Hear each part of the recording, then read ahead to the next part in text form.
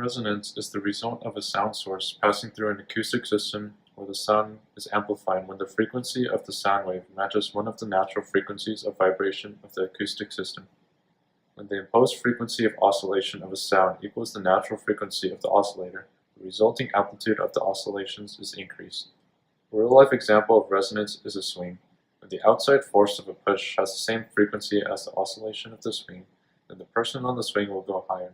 The height of the swing represents the amplitude which is increased by the resonance of the push in the swing.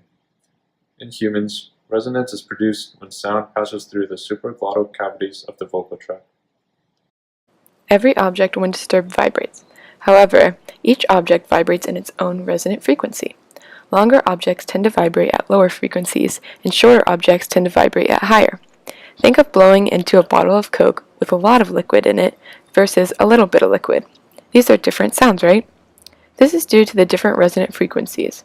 In speech, the vocal folds vibrate freely, and the vocal tract cavities undergo forced vibration. In other words, your vocal tract assumes different positions and forms different shaped cavities that resonate to different frequencies. So, what is a resonator? A resonator is what produces a person's unique, recognizable speech.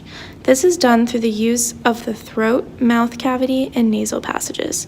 When speaking, the voice sound is modified by the resonators in the vocal tract. When vibratory cycles occur during speech, the resonator is what amplifies the sound and makes it into an audible voice. Think of someone playing the trumpet. The resonator is like the instrument itself, while blowing into the mouthpiece acts as vibratory cycles. It is the instrument that modifies and amplifies the vibrations into a distinctive sound. Resonators can be divided into two types, sharply tuned resonators and broadly tuned resonators. Each has a set of distinct characteristics. Narrow resonators have a very great tendency to vibrate a single resonant frequency, a relatively slow rise and fall time, as well as the feature of being lightly damped. Broadly tuned resonators have very little natural tendency to vibrate, have many resonant frequencies, a fast rise and fall time, and are highly damped. The main determinants of resonance are characteristics of the resonating cavities. The size of resonating cavities is inversely related to formant frequencies or pitch. If you have two glass bottles, one with a large opening and another with a smaller opening, blowing across the tops of the bottles would produce different sounds. The bottle with the smaller opening would make a sound of a higher frequency, and vice versa. The length of the vocal tract, which is largely determined by movement of articulators, is also inversely related to resonant frequencies.